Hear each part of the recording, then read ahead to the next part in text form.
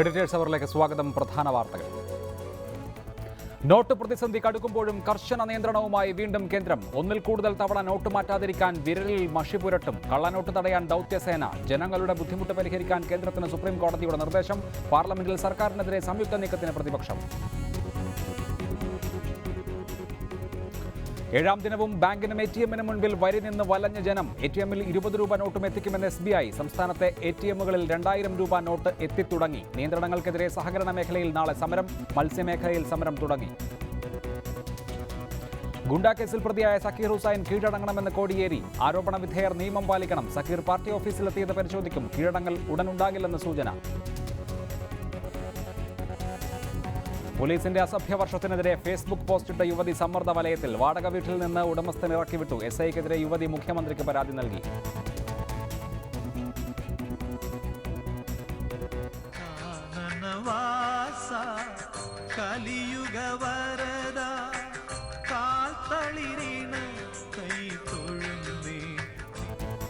മണ്ഡലകാലത്തിന് തുടക്കം കുറിച്ച് ശബരിമല നട തുറന്നു. പുതിയ മേൽശാന്തിമാർ ചുമതലയേറ്റു. അസാധുവായ നോട്ടുകൾ മാറ്റുന്നതിന് കടുത്ത നിയന്ത്രണം ഏർപ്പെടുത്തി കേന്ദ്ര സർക്കാർ. നോട്ട് മാറ്റുന്നവരുടെ വിരലിൽ മഷി പുരട്ടാൻ ബാങ്ക് അധികൃതർക്ക് നിർദ്ദേശം നൽകി. ജൻധൻ അക്കൗണ്ടിൽ 50,000 രൂപയിലധികം നിക്ഷേപിച്ചാൽ പരിശോധിക്കും. കള്ളപ്പണവും കള്ളനോട്ടുകളും ബാങ്കിലെത്തുന്നത് തടയാൻ സർക്കാർ ദൗത്യസംഘത്തിന് രൂപം നൽകി. പണത്തിനും അവശ്യ സാധനങ്ങൾക്കും ദൗർലഭ്യമില്ലെന്ന് സാമ്പത്തികകാര്യ സെക്രട്ടറി ശക്തികാന്ത് ദാസ് അറിയിച്ചു. അതിനിടെ ATM-കളിൽ നിന്ന് 50-20 രൂപ നോട്ടുകൾ വിതരണം ചെയ്യുമെന്ന് സ്റ്റേറ്റ് ബാങ്ക് ഓഫ് ഇന്ത്യ അറിയിച്ചിട്ടുണ്ട്. നോട്ട് അസാധുവാക്കിയതിനെ തുടർന്നുണ്ടായ സ്ഥിതി വിലയിരുത്താൻ പ്രധാനമന്ത്രിയുടെ അധ്യക്ഷതയിൽ ഇന്നലെ രാത്രി ചേർന്ന ഉന്നതതല യോഗത്തിലാണ് നോട്ടുകൾ മാറ്റുന്നതിന് കടുത്ത നിയന്ത്രണം ഏർപ്പെടുത്താൻ തീരുമാനിച്ചത്. ഒരേ വ്യക്തികൾ തന്നെ വിവിധ ബാങ്കുകളിൽ നിന്നും പണം മാറ്റാൻ ശ്രമിക്കുന്നത് ശ്രദ്ധയിൽപ്പെട്ടതായി സാമ്പത്തികകാര്യ സെക്രട്ടറി ശക്തികാന്ത ദാസ് ചൂണ്ടിക്കാട്ടി. ഇതേ തുടർന്നാണ് പണം മാറ്റാൻ എത്തുന്നവരുടെ പേരിൽ മായാത്ത മഷി പുരട്ടാൻ സർക്കാർ ബാങ്കുകളോട് നിർദ്ദേശിച്ചത്. Government would resort the branches of banks would take resort to use of indelible ink marks for disbursement of cash across counters, that is over the counter exchange of cash of old 500 rupee notes and 1000 rupee notes for new notes. What does that mean? So indelible ink, which is just as it is used during election, the voter ID, just as when you cast your vote and there is an indelible ink mark which is put. So it has been decided to use that facility. പാവപ്പെട്ടവർക്കായി സർക്കാർ കൊണ്ടുവന്ന ജൻധൻ അക്കൗണ്ടുകൾ വഴി കള്ളപ്പണം വെളുപ്പിക്കാൻ ചിലർ ശ്രമിക്കുന്നത് ശ്രദ്ധയിൽപ്പെട്ടതായും സാമ്പത്തികകാര്യ secretary അറിയിച്ചു. 50,000 രൂപയിലധികം നിക്ഷേപിക്കുന്ന ജൻധൻ അക്കൗണ്ടുകൾ സർക്കാരും വിവിധ ഏജൻസികളും നിരീക്ഷിക്കുമെന്നും സാമ്പത്തികകാര്യ സെക്രട്ടറി വ്യക്തമാക്കി. കള്ളപ്പണത്തോടൊപ്പം കള്ളനോട്ടുകളും ചില മേഖലകളിൽ ബാങ്കുകളിൽ എത്തുന്നത് തടയാൻ ദൗത്യസംഘത്തിന് കേന്ദ്രം രൂപം നൽകി. ഇതിനിടെ ATM-കളിൽ നിന്ന് 50-20 രൂപകൾ വിതരണം ചെയ്യുമെന്ന് സ്റ്റേറ്റ് ബാങ്ക് ഓഫ് ഇന്ത്യ അറിയിച്ചു. ദില്ലിയിലെ ചില ബാങ്കുകളും ATM-കളും ധനകാര്യമന്ത്രി അരുൺ ജെയ്റ്റ്ലി സന്ദർശിച്ചു. B. ബാലഗോപാൽ, റിപ്പോർട്ടർ, ദില്ലി. ഈ വിഷയത്തിൽ ശ്രീ JR പത്മകുമാർ BJP സംസ്ഥാന വക്താവ്, ശ്രീ PM മുഹമ്മദ് റിയാസ് DYFI നേതാവ്, ശ്രീ പ്രിൻസ് ജോർജ് വിപണി വിദഗ്ധൻ, ശ്രീ T. നരേന്ദ്രൻ ബെഫിയുടെ സംസ്ഥാന പ്രസിഡന്റ് എന്നിവർ. ആദ്യം ശ്രീ JR പത്മകുമാർ, ജനങ്ങളെ ഇങ്ങനെ ചാപ്പ കുത്തുന്നതിൻ്റെ കാര്യമെന്താണ്? അതിൻ്റെ ആവശ്യം എന്താണ്? ഇപ്പോൾ നോട്ട് മാറ്റത്തിൻ്റെ പേരിൽ ഒരാഴ്ച പിന്നിടുമ്പോഴാണ് ഇങ്ങനെ ഒരു മഷി അടയാളം വിരലിൽ പതിപ്പിക്കുക എന്ന ആശയവുമായി വരുന്നത്. ഇതിൻ്റെ യുക്തി എന്താണ്?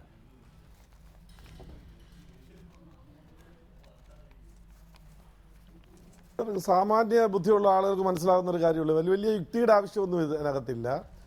ഇപ്പോൾ തന്നെ നമുക്കറിയാം, നേരത്തെ ഉണ്ടായിട്ടുള്ള ആളുകളുടെ ഇടയിൽ ഉണ്ടായിട്ടുള്ളൊരു ഭരത്തിയിരുന്ന ഒരു ഭീതി മാറി നമ്മളൊരു നോർമൽ അവസ്ഥയിലേക്ക് വരുന്നുണ്ട്. ATM-കളിൽ നിന്ന് പൈസ കിട്ടുന്നുണ്ട്, ബാങ്കുകളിൽ നിന്ന് ആവശ്യത്തിന് പൈസ മാറിക്കൊടുക്കുന്നതിനുള്ള ശ്രമങ്ങൾ നടത്തുന്നുണ്ട്. പക്ഷേ ഇവിടെ ഇപ്പോൾ ശ്രദ്ധയിൽപ്പെട്ട ഒരു കാര്യം, ഗവൺമെൻറ് ശ്രദ്ധയിൽപ്പെട്ട ഒരു കാര്യം, ഈ അക്കൗണ്ടിൽ കിടക്കുന്ന പൈസ എടുക്കുന്നതിന് യാതൊരു ബുദ്ധിമുട്ടില്ല, പൈസ ഡെപ്പോസിറ്റ് ചെയ്യുന്നതിന് യാതൊരു ബുദ്ധിമുട്ടുമില്ല. പക്ഷേ ഈ കള്ളപ്പണം വെളുപ്പിക്കുന്നതിനുള്ള കാലാളുകളായി ചില ആളുകൾ ഉപയോഗിക്കുന്നുണ്ട്. അപ്പോൾ അതാരാണെന്ന് കണ്ടുപിടിക്കാൻ നമുക്ക് എളുപ്പം അതിനുള്ള ഒരു മെക്കാനിസം എന്നുള്ള നിലയിൽ അനർഹരായിട്ടുള്ള ആളുകൾക്ക് പൈസ എത്താതിരിക്കുന്നതിന് വേണ്ടിയിട്ട് ഈ വരുന്ന ആളുകളെ ഐഡൻറ്റിഫൈ ചെയ്യണം. ഒരു പൈസ മാറാൻ വരുന്ന ആളുകളെ ഐഡൻറ്റിഫൈ ചെയ്യണം. വല്ല ചാപ്പ കുത്തുന്ന ഒരു പദ്ധതിയൊന്നുമല്ല. ഒരു ഐഡന്റിഫിക്കേഷന് വേണ്ടി മാത്രം കാര്യം തൽക്കാലത്തേക്ക് ഈ പൈസ ഇപ്പോൾ നിലവിലുള്ള ഗവൺമെന്റ് കയ്യിലുള്ള അല്ലെങ്കിൽ റിസർവ് ബാങ്ക് സർക്കുലേറ്റ് ചെയ്യാൻ ഉദ്ദേശിക്കുന്ന പൈസകൾ വേറെ മേഖലയിലേക്ക് ഡൈവേർട്ട് ചെയ്ത് പോവാതിരിക്കാൻ യഥാർത്ഥ ആളുകൾക്ക് എത്തിക്കുന്നതിന് വേണ്ടിയിട്ടുള്ള ഒരു നടപടി എന്നുള്ളതിനെ സംബന്ധിച്ച് അധികം ശ്രീ ജെ ആർ പത്മകുമാർ, ഒരാഴ്ച കഴിഞ്ഞാണ് ഇങ്ങനെ ഒരു നടപടി സ്വീകരിക്കുന്നത്. അപ്പോൾ ഇതുവരെ മാറ്റിയവർക്ക് വീണ്ടും ഒന്നുകൂടി മാറ്റാമോ? കാരണം അവരുടെ വിരലിൽ ഇപ്പോൾ ഈ അടയാളമില്ലല്ലോ. ഇങ്ങനെ ഈ വിരലിലെ മഷി അടയാളം നോക്കിയാണ് ഇക്കാര്യത്തിലെ കള്ളനാണയങ്ങളെ കണ്ടുപിടിക്കുന്നതെങ്കിൽ അത് എത്രമാത്രം വിജയകരമായിരിക്കും എന്നുള്ളത് സംശയകരമാണ്. മറിച്ച് ഇതാ മഷി അടയാളം കൂടി വരുന്നു എന്ന് പറഞ്ഞാൽ ഇപ്പോൾ തന്നെ പരിഭ്രമിച്ചിരിക്കുന്ന ഈ രാജ്യത്തെ ജനങ്ങൾ എത്രമേൽ പരിഭ്രാന്തരാകും എന്നുള്ള കാര്യം കേന്ദ്ര സർക്കാർ ആലോചിക്കുന്നേയില്ലേ? അല്ല, പരിഭ്രമിച്ചതല്ല, പരിഭ്രമിപ്പിച്ചത് ആണ് നമ്മൾ എടുത്താൽ മതി. അപ്പോൾ അങ്ങനെ ഇതിനെ സംബന്ധിച്ചിടത്തോളം ഈ ഒരു പദ്ധതി ആവിഷ്കരിച്ചു നടപ്പിലാക്കി വരുമ്പോഴാണ് അതിനെ ഓവർകം ചെയ്യാനുള്ളൊരു ശ്രമം മറ്റു കാര്യങ്ങൾ നല്ല സ്പിരിറ്റിൽ എടുക്കാതെ ചെയ്യുന്ന സാഹചര്യത്തിൽ ഗവൺമെന്റ് ശ്രദ്ധയിൽപ്പെട്ട സാഹചര്യത്തിലാണ് ഗവൺമെന്റ് ഇത്തരത്തിലൊരു നിലപാടെടുത്തിട്ടുള്ളത്. അത് റിസർവ് ബാങ്ക് പ്രഖ്യാപിച്ചിട്ടുണ്ട്. അതല്ലാതെ ആരെയും ഇതിൽ നിന്ന് മാറ്റി നിർത്താനോ ഒഴിവാക്കുന്നതിനോ ഏതെങ്കിലും ആളുകൾ പൈസ എടുക്കാൻ വരുന്നവരെ പിന്തിരിപ്പിക്കുന്നതിനോ വേണ്ടിയിട്ടല്ല.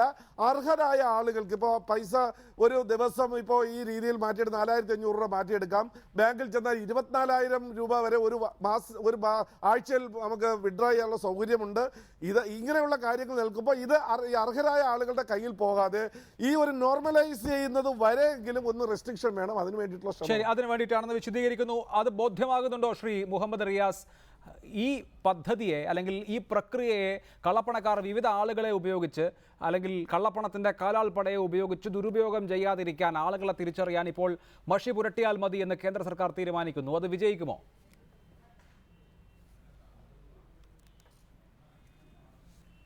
അത് വിജയിക്കുന്നോ ഇല്ലേ എന്നുള്ളതല്ല പ്രശ്നം. എന്തൊക്കെ തീരുമാനങ്ങൾ അവർ കൈക്കൊള്ളുന്നത്, മണ്ടത്തരങ്ങൾ. ഈ നാളെ തല മൊട്ടയടിച്ച് ചാപ്പ കുത്തണം എന്ന് പറഞ്ഞാൽ അതിനെ ന്യായീകരിക്കാൻ ചിലപ്പോൾ ഈ പണം ബാങ്കിൽ നിന്നും വരുന്ന ആളുകളെ തല മൊട്ടയടിച്ച് ചാപ്പ കുത്തണം എന്ന തീരുമാനം സർക്കാർ എടുത്താൽ അതിനെ ന്യായീകരിക്കാനും ചിലപ്പോൾ BJPയുടെയും സംഘപരിവാറിൻ്റെ വക്താക്കൾ വന്നേക്കും. ഇതൊക്കെ ജനം മനസ്സിലാക്കുന്നുണ്ട്. ഇത് ശരിയായ രീതിയാണ്, അത് പരിശോധിച്ചാൽ പോരെ. ഇനിയിപ്പോൾ ഇങ്ങനെ ഒരു തീരുമാനം എടുത്താൽ ഇനി സർക്കാരിൻ്റെ ഉദ്ദേശത്തിൻ്റെ ഭാഗമായി ഇങ്ങനെ ഒരു തീരുമാനത്തെ പൊളിച്ചു മുന്നോട്ട് പോകാൻ ബന്ധപ്പെട്ടവർക്ക് പറ്റില്ലേ? ഇതിലുമൊക്കെ എത്ര എളുപ്പമാർഗങ്ങളുണ്ട്, എത്ര നല്ല രീതികളുണ്ട്. നമ്മൾ നേരത്തെ ചർച്ച ചെയ്തൊന്നും ഞാൻ പറയുന്നില്ല, പക്ഷേ എത്രയെത്ര മാർഗങ്ങളുണ്ട്. ഇപ്പോൾ ഇന്ന് സുപ്രീം കോടതി തന്നെ പറഞ്ഞു ഇത് സർജിക്കൽ സ്ട്രൈക്കാണോ കാർപ്പറ്റ് ബോംബിംഗ് ആണോ എന്ന് പരിശോധിക്കണം എന്നാണ് പറഞ്ഞത്. കാർപ്പറ്റ് ബോംബിംഗ് നമുക്കറിയാം, 2ാം ലോക മഹായുദ്ധ സമയത്ത് ജർമ്മനി നെതർലാൻഡ്സിനെ തകർക്കാൻ കാർപ്പറ്റ് ബോംബിംഗ് നടത്തി. 1940-ൽ 1000-ഓളം നെതർലാൻഡ്സുകാർ കൊല്ലപ്പെട്ടു, ഒരുപാട് പേർക്ക് വീട് നഷ്ടപ്പെട്ടു. 1945-ലെ ജപ്പാനിലെ ടോക്കിയോയിൽ കാർപ്പറ്റ് ബോംബിംഗ് നടന്നു, നമുക്കറിയാം. 100,000-ഓളം ജപ്പാനികൾ കൊല്ലപ്പെട്ടു. പിന്നെ വിയറ്റ്നാം യുദ്ധം. അപ്പോൾ സുപ്രീം കോടതി പോലും പറയുന്നു ഇത് കാർപ്പറ്റ് ബോംബിംഗ് ആണോ? അപ്പോൾ അവിടെയാണ് ശ്രീ പത്മകുമാർ ഉൾപ്പെടെയുള്ളവർ ന്യായീകരിക്കുക. ഞാൻ ചോദിക്കട്ടെ ശ്രീ പത്മകുമാർ, വളരെ ഒരു ചെറിയൊരു സംശയം. രാജ്യത്തെ 27 പൊതുമേഖലാ ബാങ്കുകളിൽ കിട്ടാനുള്ള 1.14 ലക്ഷം കോടി രൂപയുടെ കിട്ടാക്കട എഴുതി തള്ളിയില്ലേ? ഇതിൽ 73,027.81 കോടി രൂപ ഇന്ത്യയിലെ പ്രധാന 10 സമ്പന്നർ ബാങ്കുകൾക്ക് നൽകാനുള്ള തുകയാണ്. പലരുടെയും പരസ്യത്തിൽ ഇന്ത്യയുടെ പ്രധാനമന്ത്രി അഭിനയിക്കുന്നുണ്ട്. ഞാൻ അവരെ പേരൊന്നും പറയണ്ട, പക്ഷെ 1-2 ആളുകൾ അടക്കാനുള്ള തുക എത്രയെന്നുള്ളത് നേരത്തെ തന്നെ ഒരു ഏജൻസി പുറത്തുവിട്ടു. അതിൽ അദാനി ഗ്രൂപ്പ് 96,031 കോടിയാണ്. SR ഗ്രൂപ്പ് 1,00,000 കോടിയാണ്. റിലയൻസ് ഗ്രൂപ്പ് 1,25,000 കോടിയാണ്. ഞാൻ ഇവരെ പേര് പറയുമ്പോൾ നിങ്ങൾ ചൂടാവരുത്. നിങ്ങളുടെ നേതാവ് ശ്രീ LK അദ്വാനിയെ പറഞ്ഞാൽ പോലും പലരും ചൂടാവാറില്ല. പക്ഷേ അംബാനി അദാനിയൊക്കെ പറഞ്ഞാൽ വല്ലാതെ നിങ്ങൾ ബഹളം വെക്കാറുണ്ട്. ദയവേത് ബഹളം വെക്കരുത്. ഞാൻ ഇവരെ കുറിച്ചാണ് പറഞ്ഞിട്ടുള്ളത്. എനിക്കറിയാം ഇന്ന് അദ്വാനിയല്ല നിങ്ങളുടെ നേതാവ്, അദാനിയാണ്. അപ്പോൾ പൊതുമേഖലാ ബാങ്കുകളിൽ ഇതുപോലുള്ള ആളുകളുടെ കയ്യിലല്ല, അവരുടെ ശരീരം മുഴുവൻ മഷി പുലർത്താൻ എന്തുകൊണ്ട് നിങ്ങൾക്ക് പറ്റുന്നില്ല? ഈ രാജ്യത്തെ പാവപ്പെട്ട ജനങ്ങളെ ഇങ്ങനെ വിഡ്ഢികളാക്കാൻ അഹങ്കാരം, അധികാരം തലക്ക് പിടിച്ചതിന്റെ ഭാഗമായി നടത്തുകയാണ്. ഈ രാജ്യത്തെ കൊള്ളയടിക്കുന്നവരെ നിങ്ങൾ ഒന്നും ചെയ്യുന്നില്ല. അതാണ് താങ്കളുടെ ആരോപണം. തുടരുക ശ്രീ മുഹമ്മദ് റിയാസ്, അതിന് BJP മറുപടി പറയും. ശ്രീ T. നരേന്ദ്രൻ, ഇപ്പോൾ ഇങ്ങനെ ഒരു തീരുമാനം എടുക്കേണ്ടി വന്ന സാഹചര്യം ജൻധൻ അക്കൗണ്ടുകൾ അടക്കമുള്ള അക്കൗണ്ടുകൾ, അതായത് സാധാരണക്കാരുടെ അന്യഥ വലിയ ഡെപ്പോസിറ്റ് ബാങ്കുകളിൽ നടത്താൻ കഴിവില്ലാത്തവരുടെ അക്കൗണ്ടുകൾ കള്ളപ്പണം വെളുപ്പിക്കാൻ വേണ്ടി ഉപയോഗിക്കുന്നു. അതായത് ഈ അക്കൗണ്ട് ഹോൾഡർമാർക്ക് പണം എടുത്തുകൊടുത്ത് അവരെ കൊണ്ട് അവരുടെ അക്കൗണ്ടിൽ ഇടിയിക്കുന്നു. അങ്ങനെ ഒരു സംഭവം ശ്രദ്ധയിൽപ്പെട്ടു. പല ജൻധൻ അക്കൗണ്ടുകളിലും കൂടുതലായ പണം വരുന്നു. അപ്പോൾ ഇങ്ങനെ ഒരു സാഹചര്യത്തിൽ ഇതിനെ മറികടക്കാൻ, അതായത് ഈ പ്രക്രിയയും കള്ളപ്പണം വെളുപ്പിക്കുന്നത് ഒഴിവാക്കുന്നതിനായി കേന്ദ്ര സർക്കാർ ഇപ്പോൾ ചില നടപടികൾ എടുത്തിട്ടുണ്ട്. അതിലൊരു നടപടിയാണ് ഈ വിരലിലെ മഷി പുരട്ടൽ. ഇത് യുക്തിസഹമാണോ?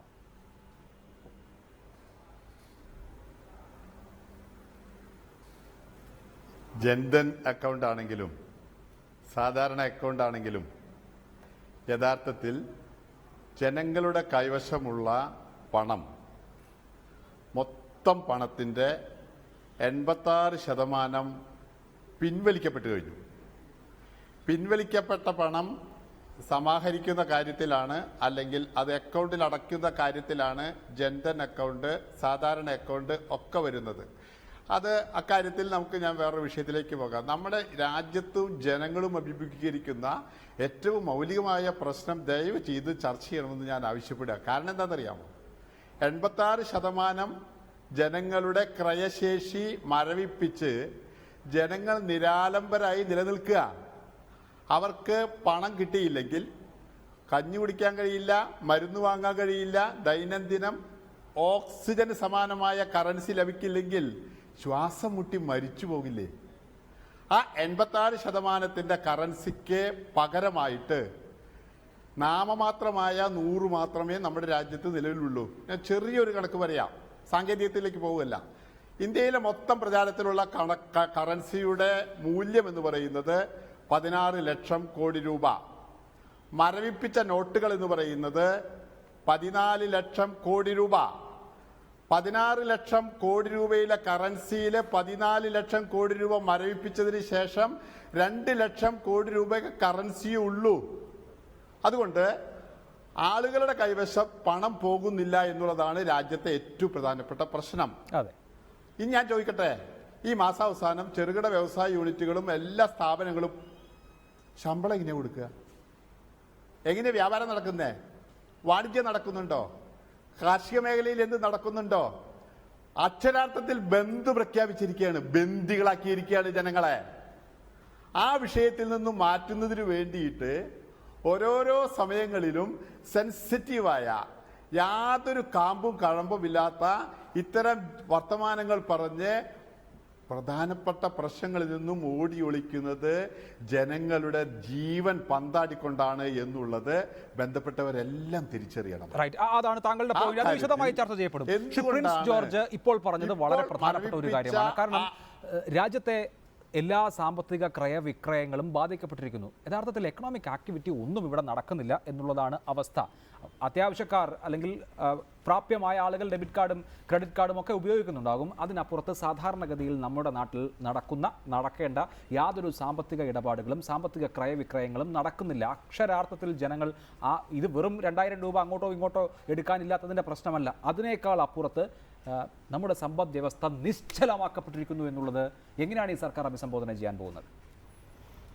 2-3 കാര്യങ്ങൾ ഇതിനകത്തുണ്ട്. ഒന്നാമത്തെ ഒരു പ്രശ്നമെന്ന് വെച്ചാൽ ഈ ഡീമോണിറ്റൈസേഷൻ എന്ന് പറയുന്ന ഒരു സംഗതി നടപ്പാക്കിയപ്പം ഇത്ര വിശാലമായിട്ടുള്ള ഒരു രാജ്യത്ത് അത് നടപ്പാക്കുമ്പോൾ ഒരു കുറേ പ്രശ്നങ്ങൾ നമ്മൾ പ്രതീക്ഷിക്കേണ്ടതാണ്.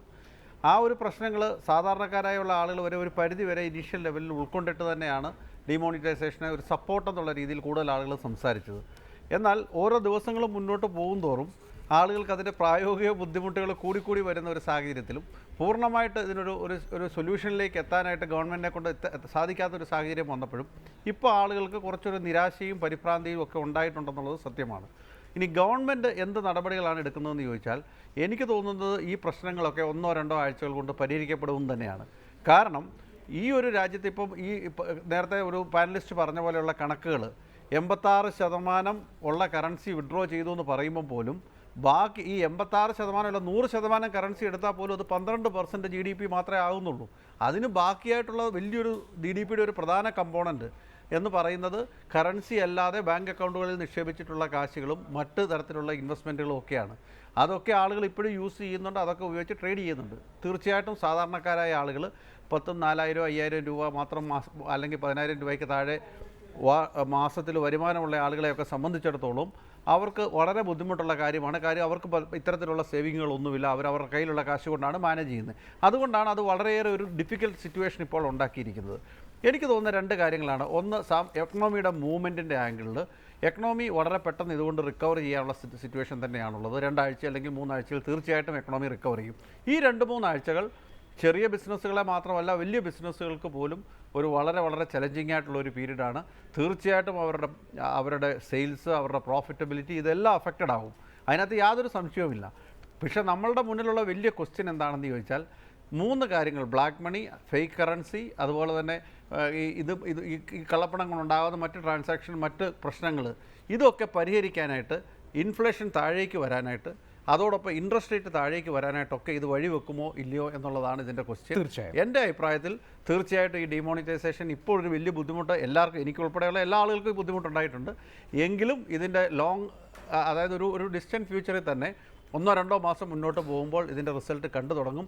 6 മാസത്തിനപ്പുറം തീർച്ചയായിട്ടും ഇൻട്രസ്റ്റ് റേറ്റും ഇൻഫ്ലേഷനും ഒക്കെ കുറഞ്ഞ് എക്കണോമി കുറച്ചുകൂടെ ആക്റ്റീവ് ആകുമെന്നുള്ളതാണ് എൻ്റെ വിലയിരുത്തൽ. റൈറ്റ്. ശ്രീ JR പത്മകുമാർ, ഇന്നലെ താങ്കളുടെ പാർട്ടിയുടെ സംസ്ഥാന അധ്യക്ഷൻ പറയുകയുണ്ടായി, നമ്മുടെ നാട്ടിലെ ജനങ്ങൾക്ക്, അതായത് കേരളത്തിലെ ജനങ്ങൾക്ക് ആഡംബരവും ധൂർത്തുമൊക്കെ ഉള്ളതുകൊണ്ടാണ് ഇവിടെ ഇത്രയും ബുദ്ധിമുട്ട് എന്ന്. എല്ലാ നേതാക്കളും ഒന്ന് പുറത്തേക്ക് ഇറങ്ങി നോക്കുന്നത് നല്ലതാണ്. ഇപ്പോൾ താങ്കൾ തിരുവനന്തപുരത്താണല്ലോ ഇരിക്കുന്നത്. തിരുവനന്തപുരത്തെ ഒരു ഓട്ടോറിക്ഷ ഡ്രൈവറോട് ചോദിച്ചാൽ, ഒരു കപ്പലണ്ടി കച്ചവടക്കാരനോട് ചോദിച്ചാൽ, വഴിയോരത്ത് തുണിയോ മറ്റ് സാധനങ്ങളോ വിൽക്കുന്ന ഒരാളോട് ചോദിച്ചാൽ, ഒരു മീൻ കച്ചവടക്കാരനോട് ചോദിച്ചാൽ, അവരുടെ എല്ലാ വരുമാന മാർഗവും അക്ഷരാർത്ഥത്തിൽ വഴിമുട്ടിയിരിക്കുകയാണ്, നിലച്ചിരിക്കുകയാണ്. പേടിഎം ഉപയോഗിച്ചാരും കടല വാങ്ങിക്കാറില്ലല്ലോ, അല്ലെങ്കിൽ ഡെബിറ്റ് കാർഡ് സെയിൽ നടക്കില്ലല്ലോ. അങ്ങനെ വലിയ ഒരു വിഭാഗം പട്ടിണി എന്ന് വേണമെങ്കിൽ വിശേഷിപ്പിക്കാവുന്ന അവസ്ഥയിലേക്ക് ഏതാനും ദിവസങ്ങൾക്കകം കടന്നുപോകും. ഇത് വല്ലതും കാണുന്നുണ്ടോ?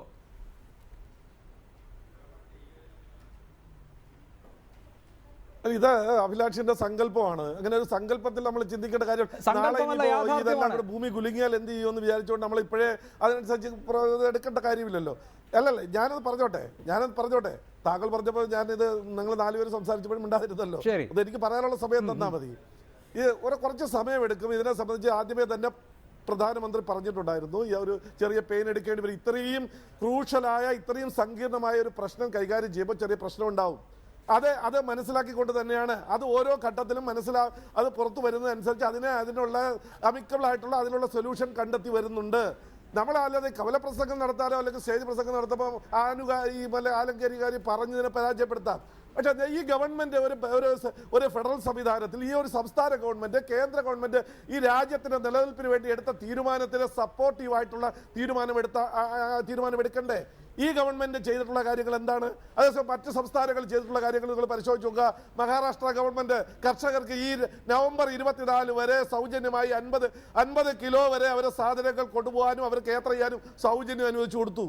അതുപോലെ വിദ്യാർത്ഥികൾക്ക് സൗജന്യം അനുവദിച്ചു കൊടുത്തു. മറ്റു രീതിയിലുള്ള കാര്യങ്ങൾ ചെയ്തു കൊടുത്തപ്പോൾ ഈ ഗവൺമെന്റ് കേന്ദ്രവിരുദ്ധ മോഡിക്കെതിരായിട്ടുള്ള ഒരു ആളുകളെ കൂട്ടാനുള്ള ഒരു ബന്ധപ്പാടിലാണ് ഇപ്പൊ ശ്രമിച്ചുകൊണ്ടിരിക്കുന്നത്. അതേപോലെ ബാങ്ക് ഉദ്യോഗസ്ഥർ യൂണിയന്റെ നേതാവ് പറഞ്ഞു, വലിയ മനുഷ്യ സ്നേഹമാണ് ഇപ്പൊ തോന്നുന്നത്. ഈ മനുഷ്യന്റെ പ്രാണവായുവായ കറൻസിക്ക് വേണ്ടി ആളുകൾ അല്പമെങ്കിലും ബുദ്ധിമുട്ട് കൂടുമ്പോ അല്ലെങ്കിൽ അനുഭവിക്കുമ്പോൾ 3 ദിവസം ആഫീസും അടച്ചിട്ടിട്ട് ഈ യൂണിയൻ പ്രവർത്തനത്തിന് പോയ ആളാണ് ഞാൻ. അന്ന് പറഞ്ഞോട്ടെ, പോയ ആളാണ് ഞാൻ. അദ്ദേഹം പറഞ്ഞൊരു കണക്കിലൊരു പെശകുണ്ട്. 14 ലക്ഷം കോടി രൂപയാണ് സർക്കുലേറ്റ് ചെയ്തിരിക്കുന്നത്. അതിൽ ഏകദേശം ഒരു 4-5 ലക്ഷം കോടി രൂപ ലിക്വിഡിറ്റി ഫണ്ടായിട്ട് അവിടെ തന്നെ ഉണ്ടാവും. 10 ലക്ഷം കോടി രൂപ സർക്കുലേറ്റ് ചെയ്തിട്ടുണ്ട്. അതിൽ തന്നെ ഇപ്പൊ ഏകദേശം 5 ലക്ഷം കോടി രൂപ തിരിച്ചു വന്നിട്ടുണ്ട് 3 ദിവസം. ഈ സർക്കുലേറ്റ് ചെയ്ത നോട്ട് തിരിച്ചു വരുന്നത് അനുസരിച്ചിട്ടാണ് നമുക്ക് റീപ്രിന്റ് ചെയ്ത് ഇറക്കാൻ പറ്റുന്നത്. അതല്ലെങ്കിൽ ഗോൾഡ് വേണം. അപ്പൊ ആ ഗോൾഡുമായി ബന്ധപ്പെട്ട അല്ലെങ്കിൽ ഗോൾഡ് നമ്മൾ ഹോൾഡ് ചെയ്യുകയോ പർച്ചേസ് ചെയ്യുകയോ ചെയ്യുമ്പോൾ ഈ വിവരം പുറത്തു പോകും. ഈ സാങ്കേതികത്വം നിങ്ങൾ നമ്മുടെ നാട്ടിൽ വലയുന്ന സാധാരണക്കാർക്കൊന്ന് മനസ്സിലാക്കി കൊടുക്കൂ. ഒരു ഓട്ടോറിക്ഷ ഡ്രൈവറെ സംബന്ധിച്ച് അയാൾക്ക് മുൻപ്, അതായത് 8-ാം തീയതിക്ക് മുൻപ് കിട്ടിക്കൊണ്ടിരുന്ന വരുമാനത്തിന്റെ പകുതിയെ ഇപ്പോൾ കിട്ടുന്നുള്ളൂ. ഒരു മീൻ കച്ചവടക്കാരനെ സംബന്ധിച്ച്, അല്ലെങ്കിൽ ഒരു ചെറുകിട വ്യാപാര സ്ഥാപനം നടത്തുന്ന ആളെ സംബന്ധിച്ച്, ഒരു ഹോട്ടൽ ഉടമയെ സംബന്ധിച്ച് ഇവർക്കൊക്കെ മുൻപ് കിട്ടുന്നതിന്റെ പകുതിയോ 4/1 ഇപ്പോൾ കിട്ടുന്നുള്ളൂ. നോക്കൂ, അവന്റെ കുട്ടിക്ക് നാളെ ഭക്ഷണം കഴിക്കേണ്ടേ? അവർ കരി വാങ്ങണ്ടേ? എവിടെ നിന്ന്? അഭിലാഷ് ഒരു കാര്യം ആലോചിച്ച് നോക്ക്. എന്നേക്കുമായി ഇത് നഷ്ടപ്പെടുന്നതിനേക്കാൾ നല്ലത് ഒരു ചെറിയ ഒരു കാലയളവിലേക്ക് അല്പം റെസ്ട്രിക്ഷൻ കൊടുത്താൽ എന്താ തെറ്റ്? ഈ രാജ്യത്ത് കള്ളപ്പണം ഉപയോഗിച്ചുകൊണ്ട് ഈ രാജ്യത്തൊരു സമാന്തര സാമ്പത്തിക സംവിധാനം ഉണ്ടാക്കുന്നു. പാകിസ്ഥാൻ 3000 കോടി രൂപയാണ് ഒരു വർഷം കാശ്മീരിന് വേണ്ടി ഉപയോഗിക്കുന്നത്. ഈ 2000 കോടി 3000 കോടി രൂപയാണ് ഈ മാവോയിസ്റ്റുകൾ ഒരു വർഷം ലൂട്ട് ചെയ്ത് അവരുടെ ആഹാരത്തിനും ആയുധത്തിനും വേണ്ടി ഉപയോഗിക്കുന്നത്. ഇത് ഈ ഇന്ത്യയെ തകർക്കാൻ ശ്രമിക്കും. ഭാവിയിൽ തകരുമ്പോ എന്നേക്കുമായി തകരുന്നതിനേക്കാൾ നല്ലതല്ലേ 1-2 ആഴ്ച അല്ലെങ്കിൽ ശരി ആ പോയിന്റ് നമുക്ക് ചർച്ച ചെയ്യാം. അതിനു മുൻപ് തയ്യാറാണ്. ശരി, അതിന്റെ സ്വദേശം താങ്കൾ വിശദീകരിക്കുന്നല്ലോ. ശ്രീ മുഹമ്മദ് റിയാസ്, ശരിയാണ്, ഈ ആളുകൾ കഷ്ടപ്പെടുകയാണ്. അപ്പോൾ ഒരു നിമിഷം ഞാൻ അങ്ങനെയൊക്കെ വരാം. ശ്രീ റിയാസ്, അപ്പോൾ സംസ്ഥാന സർക്കാരിന് ചെയ്യാൻ കഴിയുന്ന കാര്യങ്ങൾ ചെയ്തിട്ടുണ്ടോ എന്നാണ് ചോദിക്കുന്നത്. അതായത് ജനങ്ങൾക്ക് ഈ പ്രത്യേക സാഹചര്യത്തിൽ സൗജന്യ റേഷൻ, ഒപ്പം റേഷൻ കട വഴി വിതരണം ചെയ്യാൻ കഴിയുന്ന, പൊതുവിതരണ സംവിധാനം വഴി വിതരണം ചെയ്യാൻ കഴിയുന്ന ധാന്യങ്ങൾ, ഇവയൊക്കെ വിതരണം ചെയ്യാനുള്ള സംവിധാനം സൗജന്യമായി ഈ അടിയന്തര സാഹചര്യത്തിൽ ചെയ്യുന്നുണ്ടോ? പൊതുഗതാഗത സംവിധാനങ്ങളിൽ ഈ ക്രൈസിസ് തീരുന്നത് വരെ സൗജന്യമായി യാത്ര ചെയ്യാനുള്ള സംവിധാനം ഒരുക്കുന്നുണ്ടോ? സർക്കാരിൻ്റെ, അതായത് സംസ്ഥാന സർക്കാരിൻ്റെയും തദ്ദേശ സ്ഥാപനങ്ങളിലെയും കെട്ടേണ്ട ഫീസുകൾ സംബന്ധിച്ച് അതിന് ഈ ക്രൈസിസ് അവസാനിക്കുന്നത് വരെ ഒരു മരവിപ്പ്, അല്ലെങ്കിൽ അതിനുശേഷം അടച്ചാൽ മതി എന്നുള്ള ഒരു സംവിധാനം ഉണ്ടാക്കുന്നുണ്ടോ? ഇവയൊക്കെ ചെയ്യാതെ നിങ്ങൾ ജനങ്ങൾ ബുദ്ധിമുട്ടുന്നു എന്ന് പറയുന്നതിന്റെ യുക്തി എന്താണ്?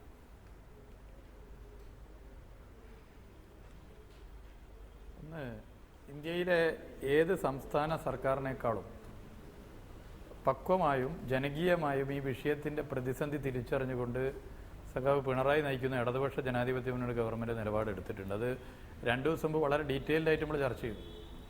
അത് ജനങ്ങൾ അടക്കേണ്ട പല ബില്ലുകളും ഇതുമായി ബന്ധപ്പെട്ടതിനൊക്കെ തന്നെ സമയം അനുവദിച്ചു കൊടുത്തിട്ടുള്ള ആദ്യ ഡിസിഷൻ എടുത്ത ഇന്ത്യയിലെ സർക്കാർ ഇടതുപക്ഷ സർക്കാരാണ്.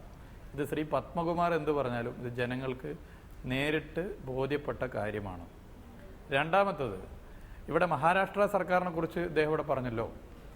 കേരളത്തിലെ നിലവിലുള്ള പൊതുവിതരണ സമ്പ്രദായവും ആൾട്ടർനേറ്റീവ് ഉയർത്തിപ്പിടിച്ചുകൊണ്ട്, ബദൽ ഉയർത്തിപ്പിടിച്ചുകൊണ്ട് വിലക്കയറ്റം പിടിച്ചു നിർത്താൻ കേരളത്തിലെ ഇടതുപക്ഷ മാതൃക, പണ്ട് മോഡി ഗുജറാത്ത് മുഖ്യമന്ത്രിയായപ്പോൾ പോലും പ്രകീർത്തിച്ച ഇടതുപക്ഷ മാതൃകയ്ക്കൊപ്പം എത്താൻ ഈ ഒരു പ്രതിസന്ധി ഘട്ടത്തിൽ പോലും ഇപ്പോൾ ശ്രീ പത്മകുമാർ പറഞ്ഞ മഹാരാഷ്ട്ര സംസ്ഥാന ഗവൺമെന്റിന്റെ ഫട്നാവിസ് സർക്കാരിന്റെ പ്രഖ്യാപനത്തിലൂടെ ആയിട്ടില്ല. ഇപ്പോഴും കേരളത്തിൽ നിലവിൽ തുടർന്നുകൊണ്ടിരിക്കുന്ന രീതിക്കൊപ്പം പോലും എത്താനായിട്ടില്ല. അപ്പൊ കേരളത്തിലെ ഗവൺമെന്റ് ഇടപെട്ടത് അറിയാം, അത് പോട്ടെ.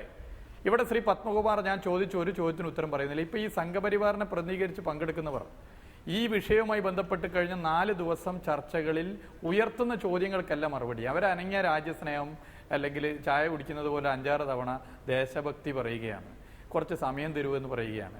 ഇതല്ല ചോദിച്ച ചോദ്യം. ഞാനിവിടെ 1 by 1 ആയി ചോദിച്ചല്ലോ. പൊതുമേഖലാ ബാങ്കുകളെ കിട്ടാക്കടമായി എഴുതി തള്ളിയ ആളുകളുടെ ലിസ്റ്റ് ഞാൻ പറഞ്ഞു.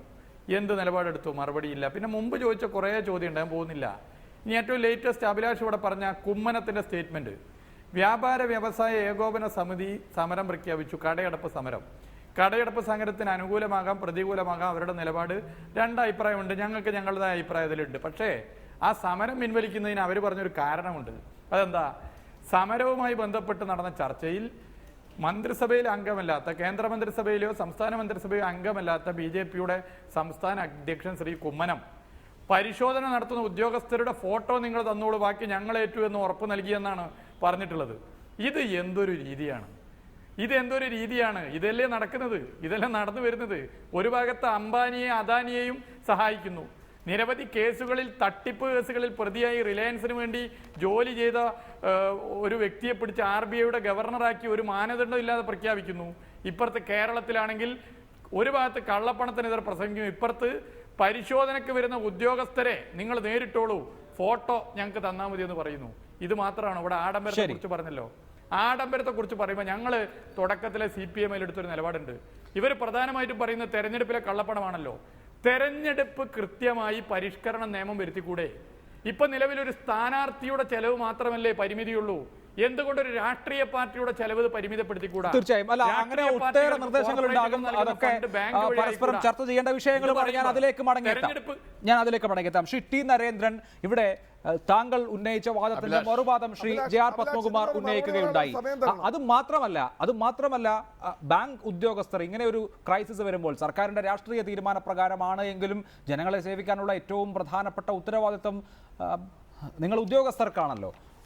അപ്പോൾ രാഷ്ട്രീയ കാരണം കൊണ്ട് അത് നിർവഹിക്കുന്നില്ലേ എന്ന സംശയം കൂടി അതിന്റെ വരികൾക്കിടയിലൂടെ വായിക്കാം.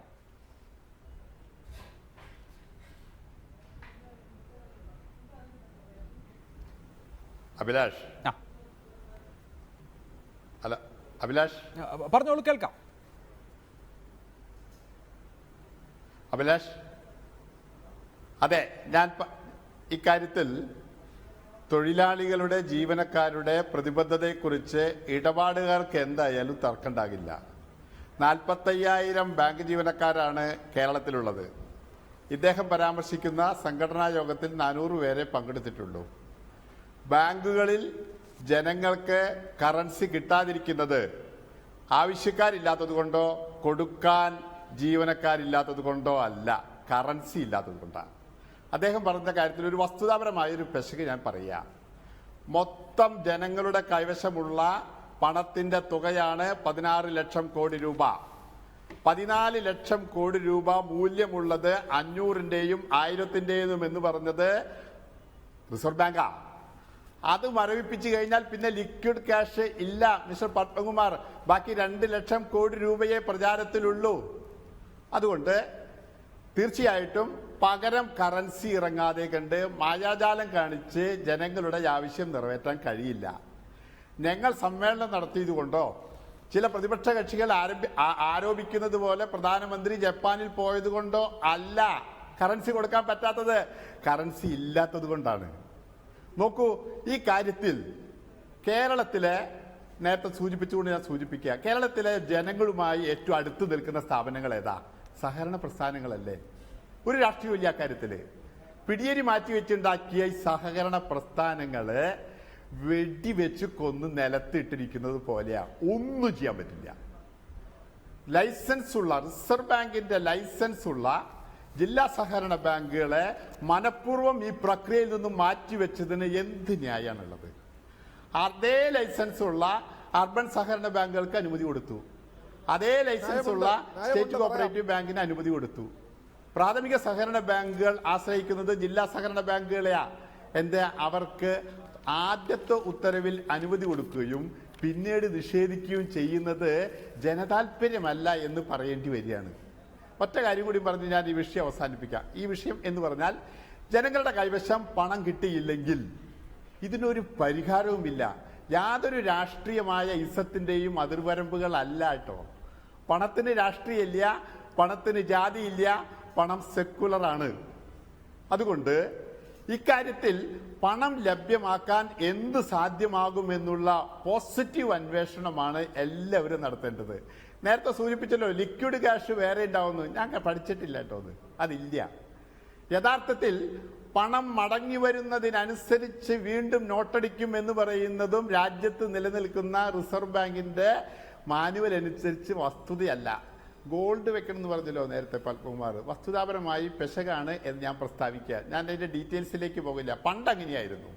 ഇപ്പോ പകരം സ്വർണം വെച്ചിട്ടല്ല കറൻസി അടിക്കുന്നത്. അമേരിക്കയിലാണെങ്കിൽ ഒരു തൂല ആർക്ക് വേണമെങ്കിൽ സർക്കാരിന്റെ നിർദ്ദേശപ്രകാരം ക്വാണ്ടിറ്റേറ്റീവ് ഈസിംഗ് എന്ന രീതിയിൽ ഒരു സെക്യൂരിറ്റിയുടെയോ ഒരു ഗോൾഡിന്റെയോ ഇല്ലാതെ കണ്ട് കള്ളനോട്ടിന് പകരമായിട്ടുള്ള സമ്പദ് വ്യവസ്ഥ നടത്തുന്ന രാജ്യത്ത് ലോകത്താകമാനം പണ്ടത്തേതുപോലെയുള്ള ഗോൾഡിന്റെ പിന്തുണയില്ല. മാത്രവുമല്ല ഒരൊറ്റ കാര്യം പറഞ്ഞ് ഞാൻ അവസാനിപ്പിക്കാം. മാത്രവുമല്ല, കഴിഞ്ഞ വർഷം ഇൻഡന്റ് കൊടുത്ത് റിസർവ് ബാങ്കിനോട് നിർദ്ദേശിക്കുമ്പോഴാണ് ഈ വർഷത്തെ നോട്ടടി സാക്ഷാത്കരിക്കുക. എഡിറ്റേഴ്സ് അവർ പൂർണ്ണമാവുന്നു. നമസ്കാരം.